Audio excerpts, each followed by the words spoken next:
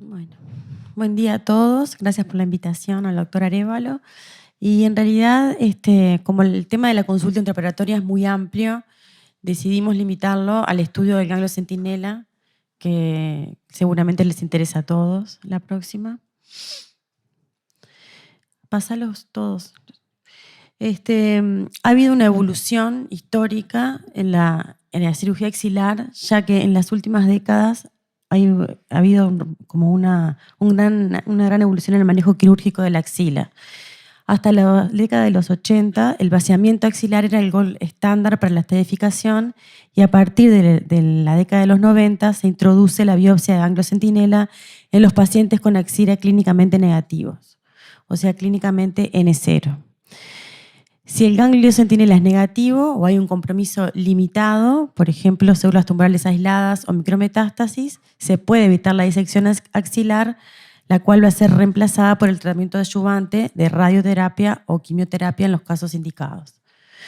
Y cuando hay compromiso macroscópico del ganglio centinela, que lo vamos a definir, antiguamente se iba directamente al vaciamiento axilar, y hoy, a partir de estudios que han revolucionado un poco el escenario, el manejo de la axila es controversial.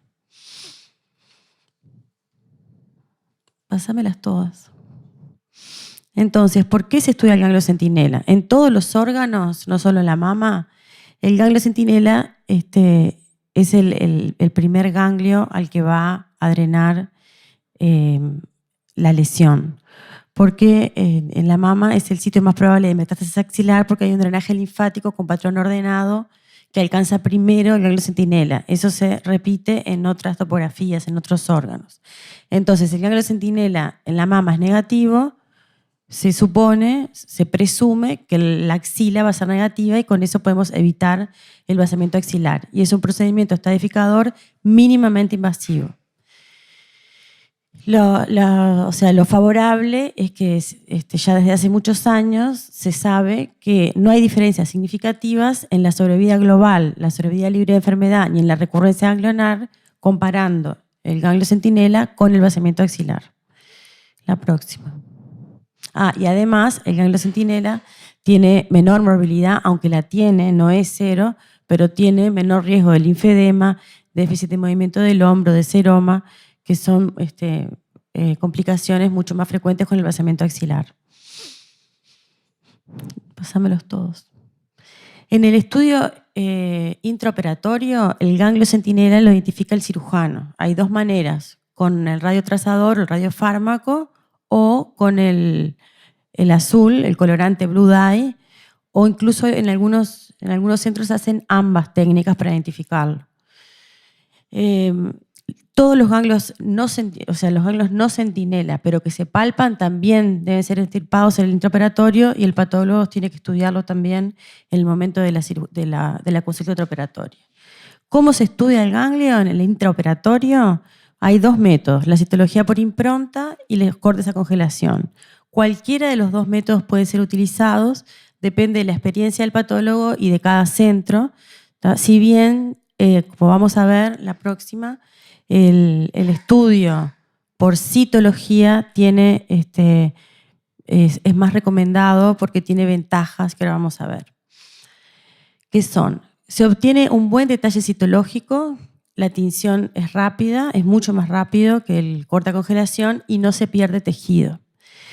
Tiene una sensibilidad global para detectar metástasis de 63%, que para la macrometástasis es de 81%, y para la micrometástasis de 22%, que igual ahora no interesaría tanto perder la micrometástasis porque se pueden dejar ganglios con micrometástasis. Y tiene una especificidad de 98%. La próxima.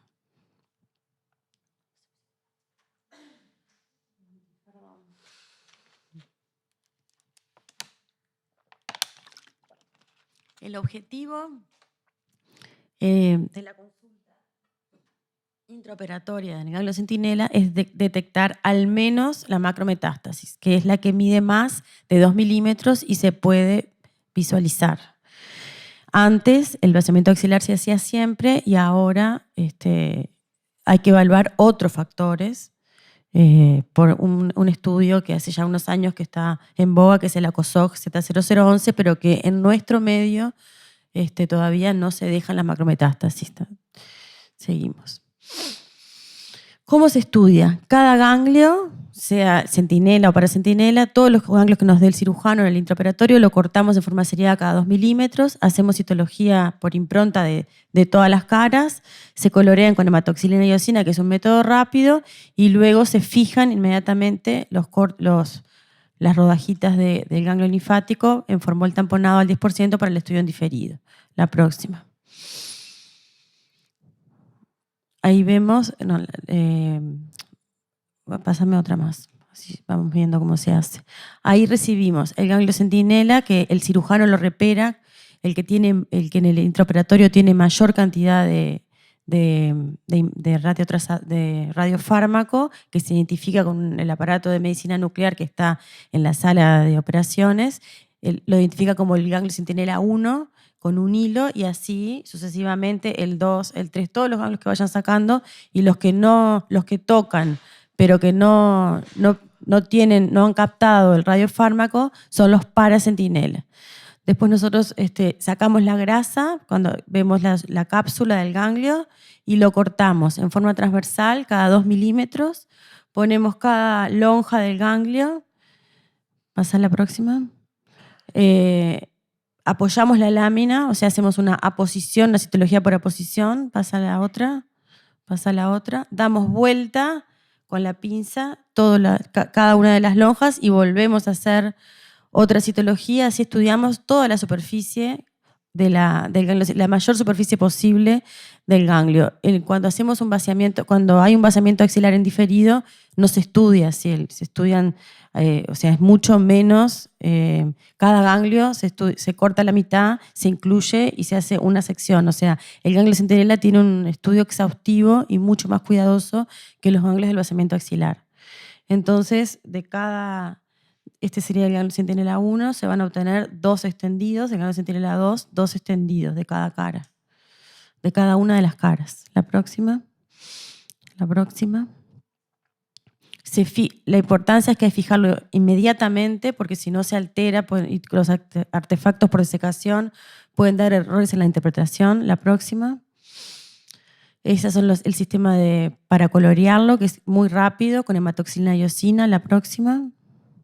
Y ahí vemos los extendidos, que si bien no es un corte histológico, al nosotros apoyar, al apoyar la lámina sobre cada una de las caras, mantiene la arquitectura, y muchas veces podemos inferir la arquitectura del ganglio, si bien es citología. La próxima.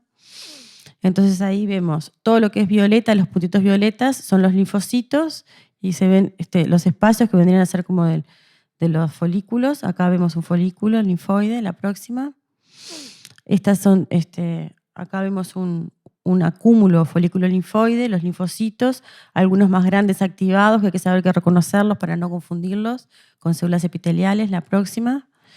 Y acá en esta citología empezamos a ver pequeños colgajos que tienen ya a este aumento, llama la atención porque tienen un citoplasma más rosado y forman grupos cohesivos de células epiteliales malignas.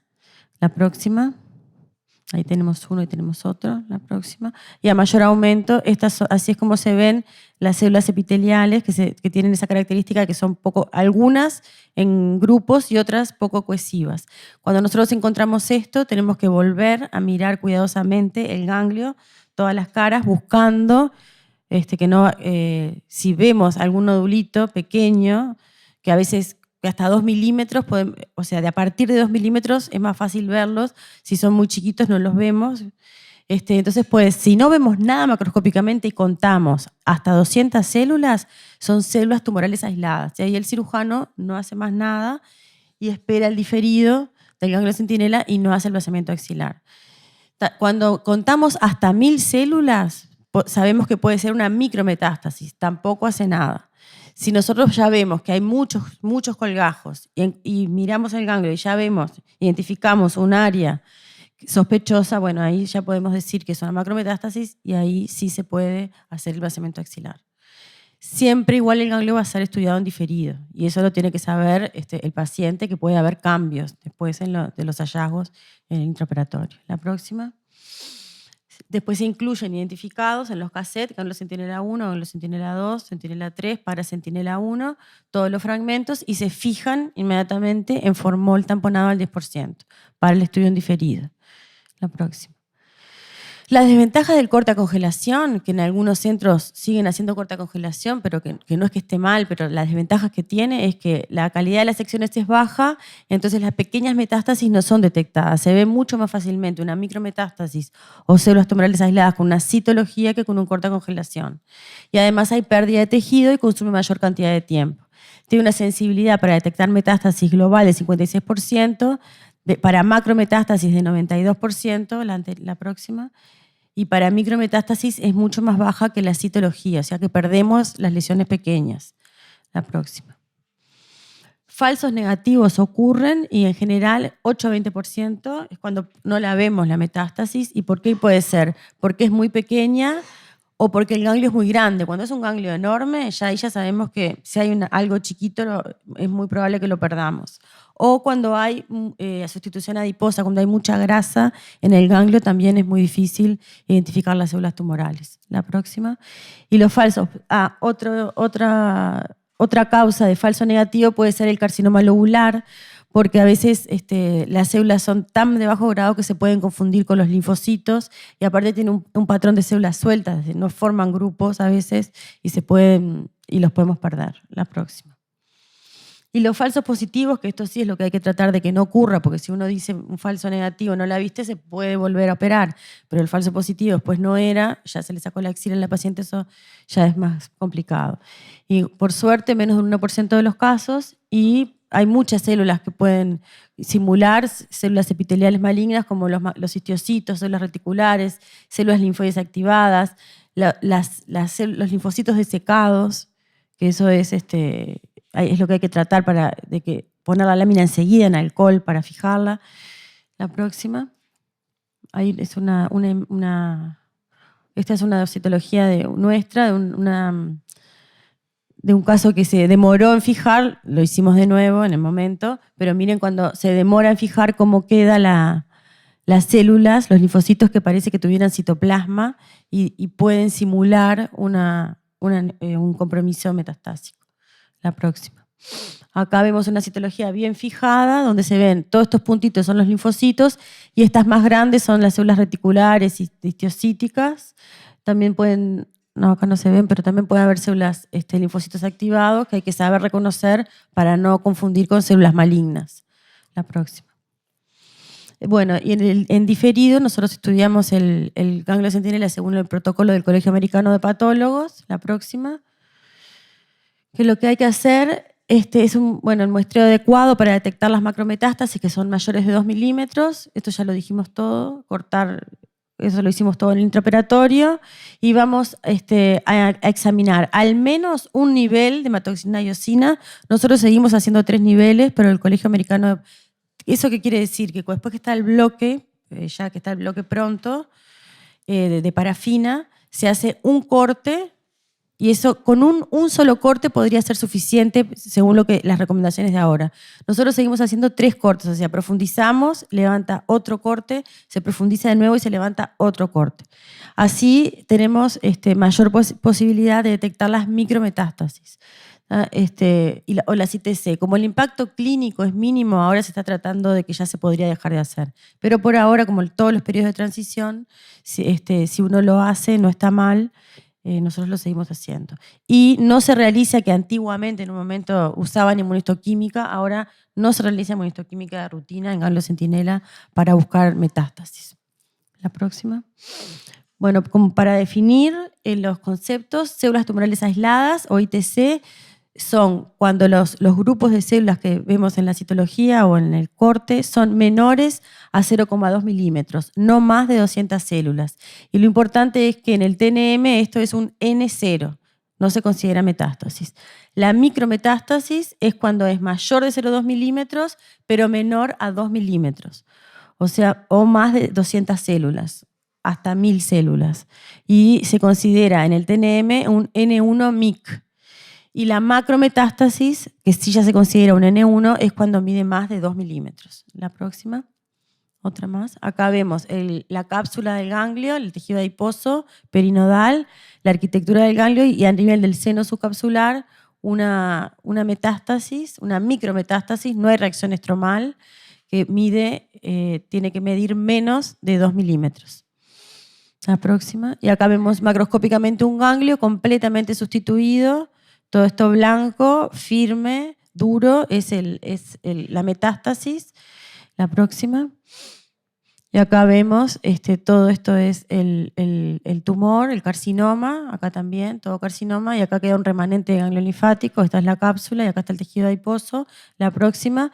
Y otra cosa importante que hay que ver es si la metástasis evadió la cápsula del ganglio e infiltró el tejido adiposo perinodal, porque eso tiene que estar en el informe anatomopatológico. La próxima. Entonces, para el informe anatomopatológico, lo que recomienda el Colegio Americano de Patólogos, acá me quedó mal el año, pero esto es de la 8ª edición del CAP-AJCC, el número de ganglios disecados, el tamaño de los ganglios, el número de metástasis, el tamaño de la metástasis y la invasión extracapsular, si está presente, ausente o indeterminada, y realizar la estadificación según el TNM. Muchas gracias.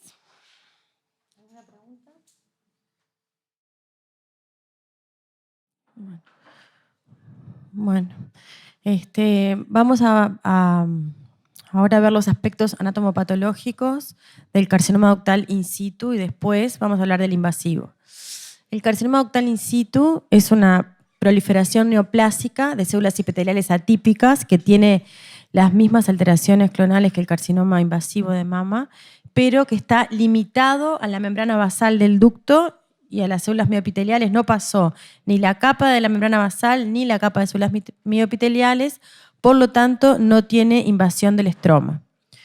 Es un precursor no obligado de carcinoma invasivo. ¿Qué quiere decir? Que no siempre va a desarrollar invasión, un carcinoma invasivo, pero tiene un riesgo de 8 a 11 veces de desarrollar un carcinoma invasivo subsecuente. Y la importancia de esta enfermedad es que es potencialmente curable, o sea, completamente pronóstico diferente del carcinoma invasivo. Y el objetivo del tratamiento es prevenir la recurrencia local y la recurrencia como carcinoma invasor, porque muchas veces cuando recurre, el 50% ya recurren como un carcinoma invasivo, y eso es lo que hay que evitar.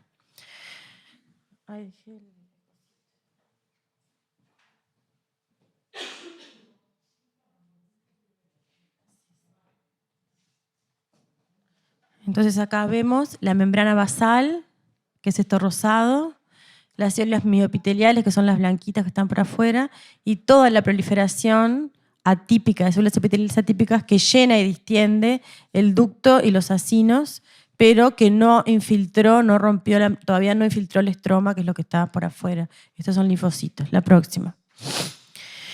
Lo que ha pasado en las últimas décadas es que desde que se introdujo la mamografía ha habido un aumento muy grande de carcinoma ductal in situ. Antiguamente, la incidencia era de 2 a 5%, porque se diagnosticaban solo los que se tocaban. O sea que ya era cuando eran grandes o carcinomas extensivos. Ahora, desde la introducción, en la era postmamográfica, que fue a partir de la década de los 80, la incidencia aumentó a 20 a 25% porque se detectan lesiones subclínicas. Y la mortalidad antes era mayor, 3% a los 10 años, y ahora entre 10 y 2 a los 10 años.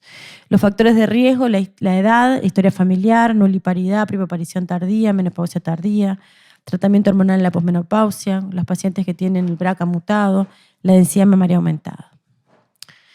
Es una enfermedad que es heterogénea en cuanto a la presentación clínica, la distribución en la mama, los caracteres anatomopatológicos, la expresión de los biomarcadores, las alteraciones genéticas moleculares y el pronóstico, o sea, y la evolución, el potencial biológico. Con respecto a la presentación clínica o la detección, la mayoría se detectan de forma por la mamografía. El 75% se presentan como microcalcificaciones y un 20% pueden presentarse no palpables, pero asimetría, distorsión, masa en la mamografía. Un 12% se presenta como tumor palpable, o sea que ya tienen traducción clínica, o secreción por el pezón con o sin masa, o la enfermedad de Payet del pezón. Y raramente un 5% puede ser un hallazgo incidental en pieza quirúrgica que fue sacada por otro motivo. La próxima. Acá vemos las microcalcificaciones que siempre tienen que estar, bueno, ahora vamos a, como dijo Virginia hoy, siempre cuando el diagnóstico es por microcalcificaciones hay que hacer una correlación de las micro en la mamografía con que estén presentes, la próxima, en la histología y a veces en la macroscopía, la próxima, se pueden ver, generalmente no se ve nada, pero a veces tienen traducción y se pueden ver como comedones, cuando hay necrosis comedónica, que son como amarillento, friable. Ductos dilatados con ese contenido amarillento que nos hace sospechar que puede haber un carcinoma in situ. La próxima. Esta mamografía ya la mostró Virginia, pero es un sector de microcalcificaciones extenso que lo que se hace para guiar al cirujano en la resección es la doble marcación con el arpón, con el marcador metálico, y también se puede hacer una estimación de la medida para después correlacionar con la medida en la anatomía patológica, que muchas veces es difícil porque como no se palpa y no se ve, ahora vamos a ver cómo se hace para estimar la medida. La próxima. El 90% del carcinoma ductal in situ es unifocal, o sea que es solo en un ducto y se va extendiendo por el ducto. Un 10% pueden ser multifocales.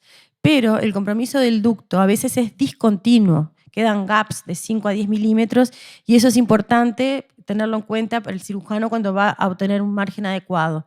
Pero sabemos que con la radioterapia se esterilizan esos focos ocultos que pueden quedar hasta en un 50%. La próxima. El diagnóstico es siempre histológico, no se puede hacer diagnóstico de carcinoma ductal in situ por punción con aguja fina, porque tenemos que ver la arquitectura para poder hacer el diagnóstico.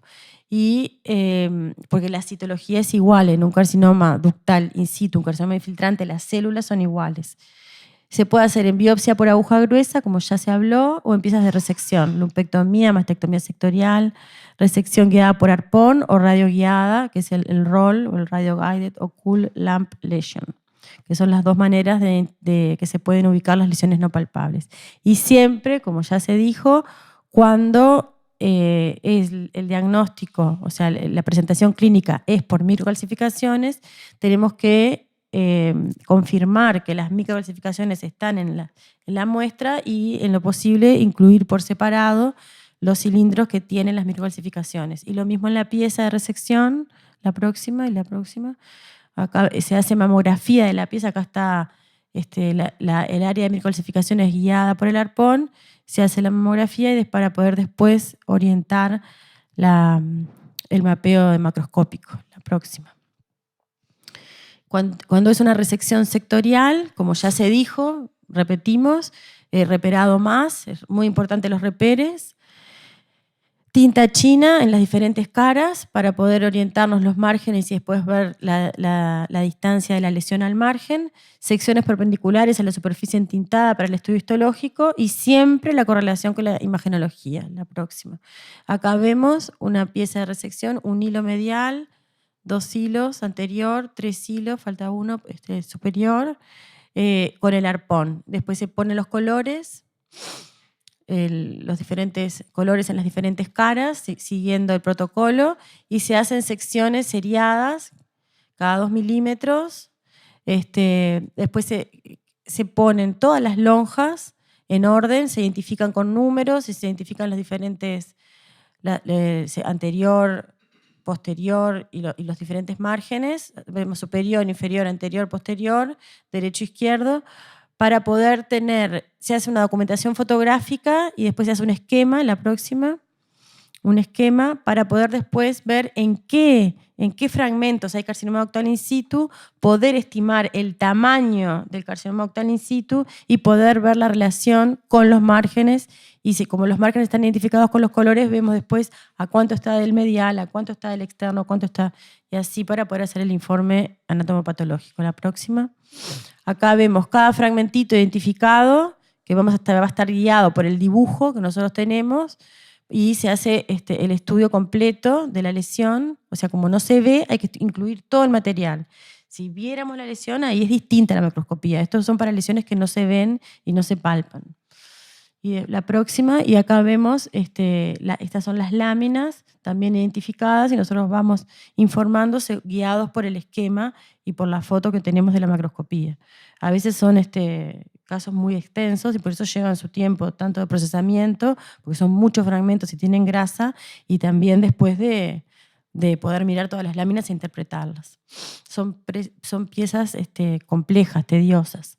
¿Por qué hacemos todo ese énfasis para poder medir la lesión? Porque el tamaño es crítico para determinar el manejo del paciente, y se dice que cuando es mayor de 20 o 25 milímetros tiene más riesgo de que haya una microinvasión o una invasión inadvertida, o sea que hay que hacer un esfuerzo buscando áreas sospechosas de invasión del estroma.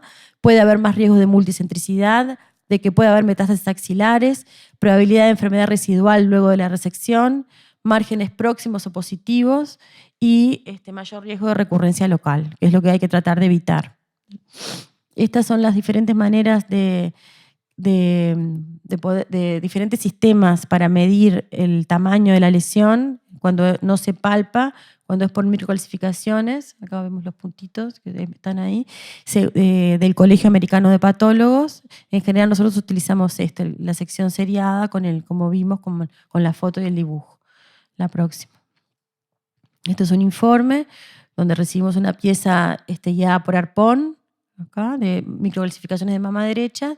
Entonces se hizo todo lo que ya vimos. Acá están las lonjas, se fotografió, se hace el esquema y después se incluyen los fragmentos. Entonces nosotros rearmamos como un puzzle, rearmamos la pieza para poder ver el tamaño y los márgenes. La próxima. La próxima. No, acá entonces vemos el informe microscópico, carcinoma ductal in situ, patrón arquitectural sólido, el grado nuclear, que ahora vamos a ver, con extensa necrosis de tipo Comedo, la presencia de las microcalcificaciones, todo lo que hay que poner, el patrón arquitectural, el grado nuclear, la presencia de necrosis, el tipo de necrosis, si hay o no microcalcificaciones, dónde se observa, el tamaño, la extensión y la distancia a todos los márgenes, y que no hay evidencias de invasión estromal con técnicas convencionales. Este sería un informe completo con todo lo que el Colegio Americano de Patólogos dice que hay que poner en el reporte anatomopatológico. La próxima. Entonces, patrón arquitectural. En realidad el patrón arquitectural no tiene valor pronóstico, pero es un patrón descriptivo que siempre se utiliza. Puede ser de tipo Comedo, cribiforme, micropapilar, papilar, sólido, enfermedad de Payet, otros.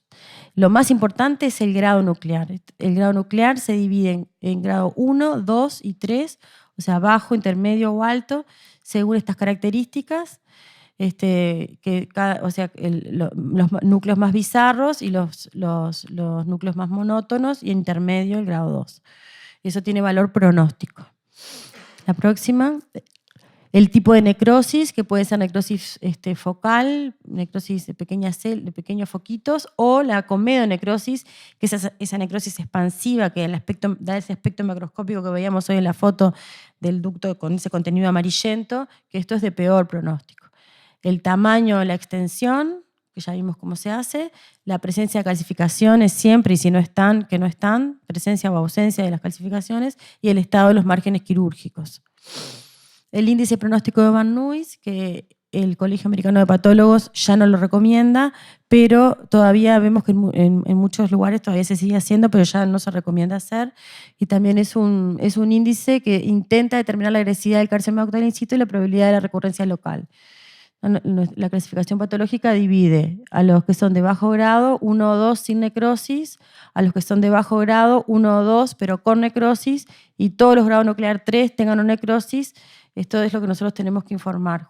Después, con el estado de los márgenes y el tamaño, se hacen estos scores. Pero eso ya lo puse porque lo van a seguir viendo, pero ya el Colegio Americano de Patólogos y la ASCO no lo recomienda. La próxima. Entonces, ¿Qué no puede pasar inadvertido en una pieza con carcinoma ductal in situ? Sobre todo si es de alto grado y es extenso, la presencia de microinvasión. ¿Y qué es la microinvasión? Es cuando hay focos de carcinoma invasivo, o sea, que ya están iniditos en el estroma, que son menores o iguales a 1 milímetro. O sea, la distancia desde acá hasta acá tiene que ser de 1 milímetro o menos. Si ya es de 1,2 milímetros, ya es un carcinoma invasor, ya no es más microinvasor. Y esto es muy importante, que ya lo mostró Gabriela hoy, que cuando quedan dudas o para certificar, se pueden hacer técnicas de inmunistoquímica, la próxima, el objetivo es determinar si en estos foquitos hay o no células mioepiteliales. Esta es una técnica de P63, que es una técnica nuclear, y vemos que en los sectores donde hay carcinoma in situ, está el ducto dilatado revestido por las células mioepiteliales, pero ya estos ductos, que ya es invasión, estos pequeños ductos, no, estos pequeños focos, colgajos y células sueltas ya invadieron y ya no tienen células mioepiteliales. La próxima. Acá marcando la zona, técnica de P63. Bueno, y entonces, de la evaluación de los márgenes, que ya se habló, es lo mismo que hacíamos que ya Virginia destacó hoy, la pieza orientada más, los márgenes de diferentes colores, medir la distancia al margen más próximo, margen positivo, como ya se dijo, células tumorales que toca la tinta china. Eso siempre es margen positivo. Y no solo hay que decir que el margen es positivo, sino hay que decir cuán positivo es. Si es unifocal, es un foco de hasta 5 milímetros, si son 2 o más focos multifocal, o si es un compromiso extenso, es cuando ya es mayor de 5 milímetros. Eso también tiene valor pronóstico para la recurrencia. Y el margen negativo es cuando no toca la tinta. Ahora vamos a ver que es diferente para el carcinoma in situ, que no garantiza que no haya tumor residual en la mama. Entonces, pásame la otra que me quedó mal. La siguiente. Sí, no, la siguiente, pues volvemos a esta. Ahí. ¿Cuál es el margen negativo adecuado para carcinoma ductal in situ? Se hizo una encuesta entre cirujanos y otras especialidades, radioterapeutas, y se vio que no había consenso. Se hizo esa pregunta, ¿cuál es el margen adecuado? Y no había consenso en más del 50% de los encuestados en este trabajo. Pasamos para el anterior. Entonces, a partir de este trabajo, que fue en el 2009, de Mónica Morrow y Dunn, este es el primero, pero está Mónica Morrow en este trabajo, que es una mastóloga muy, muy importante, se intentó definir un margen óptimo en un metaanálisis de casi 5.000 pacientes en que tenían diagnóstico de carcinoma ductal in situ, en los que se hizo cirugía conservadora con radioterapia, y se vio que hay diferencias significativas con respecto a la recurrencia local si el margen es positivo, negativo versus positivo. Si acá disminuye el riesgo 64%, o sea que no hay dudas que no se puede dejar un margen que toca la tinta china. Pero lo que se vio que no había con un margen menor de 2 milímetros, también había mayor índice de recidiva local, o sea que no era solo que tocara, sino que hasta 2 milímetros también tenía riesgo de recidiva significativa. Pero a partir de 2 milímetros ya no había más diferencias significativas. Y a partir de este trabajo es que surge que en carcinoma ductal in situ o carcinoma microinvasivo tenemos un margen de hasta mínimo 2 milímetros para poder decir que es adecuado. A diferencia del carcinoma invasivo, que es que no toca la tinta china. La próxima. También de rutina, otro elemento que tiene que estar en el reporte anatomopatológico es la determinación de los biomarcadores, receptor de estrógeno, progesterona, que lo que está intentando es información pronóstica adicional y ver cuáles van a ser sensibles a la terapia endocrina, y estratifica los carcinomas ductal in situ que tienen riesgo de recidiva local o riesgo de progresar a carcinoma invasivo. Optimizar opciones de tratamiento para cada paciente, evitar sobre y subtratamientos. La próxima. Los receptores de estrógeno y progesterona en carcinoma ductal in situ, según el protocolo del CAP de la última edición, se hacen de rutina. se determinan por método de inmunohistoquímica en tejido fijado en formol y embebido en parafina, y la definición de positividad es la misma que para el carcinoma invasivo, mayor a 1% de expresión nuclear ya es positivo. Predice la respuesta a la terapia hormonal. Y globalmente el carcinoma ductal in situ es positivo para el receptor de estrógeno en un 70% de los casos y para progesterona en un 60% de los casos. Y la expresión del receptor de estrógeno y progesterona está inversamente relacionada con el grado nuclear, la sobreexpresión de ER2 y la actividad proliferativa. O sea, cuanto menor grado, mayor expresión de receptor de estrógeno va a haber. Y cuanto más alto grado, es menos probable que tenga expresión de estrógeno y progesterona y va a haber mayor sobreexpresión de ER2. Se utiliza tamoxifeno de rutina. Lo que se vio en este trabajo, que es el NSABP-B24 y el próximo, pásame la otra, que es el UK Trial, pásame para atrás, que en los dos hubo, se hizo un ensayo de tamoxifeno en pacientes con carcinoma ductal in situ, en que se hacía cirugía conservadora más radioterapia. Y lo que hubo en los dos estudios es que disminuye el riesgo de recurrencia local en los casos de carcinoma ductal in situ que expresan receptor de estrógeno y que se puede hacer tamoxifeno. Pero en ninguno de los dos estudios hubo demostrado disminución de la mortalidad porque no había disminución de riesgo de desarrollar carcinoma invasivo en la recurrencia. Y además, como desventaja, hubo aumento de cáncer de endometrio y eventos tromboembólicos. Pásame la próxima. La otra. Por lo tanto, estos estudios, una para atrás, cuestionan el uso de la terapia hormonal adyuvante en el tratamiento de carcinoma ductal in situ, que se lo van a ver después cuando vengan los oncólogos, que va a ser el sábado que viene, no el otro. La próxima. El ER2 en carcinoma ductal in situ no se realiza de rutina. Hay un estudio que está en curso, que es el NSABP-43, que está estudiando el trastuzumab en carcinoma ductal in situ, pero todavía no, hoy por hoy no se hace de rutina. Lo que sí es que cuando la sobreexpresión de ER2 en carcinoma ductal in situ es más frecuente que en carcinoma ductal invasivo, y la importancia que tiene es que sabemos que ese carcinoma va a tener mayor índice de recurrencia local. La próxima. Acá vemos que los que son ER2 positivos tienen mayor índice de recurrencia local y tienen menor sobrevida libre de recurrencia local comparado con los ER2 negativos. La próxima. Y bueno, y para finalizar, la indicación del ganglio centinela en carcinoma ductal in situ. El carcinoma ductal in situ puro, sin riesgo de microinvasión, tiene menos de 1% de metástasis ganglionar. Por lo tanto, cuando una paciente con carcinoma ductal in situ puro, el ganglio centinela no estaría indicado, excepto, o sea, cada paciente es una globalidad y hay que ver todas las características.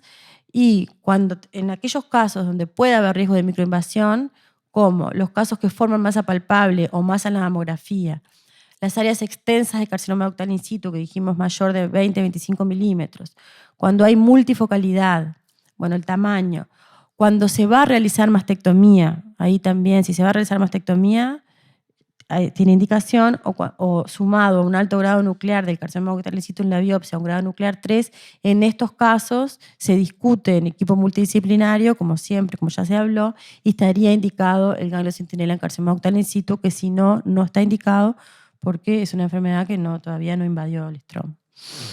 Bueno, muchas gracias.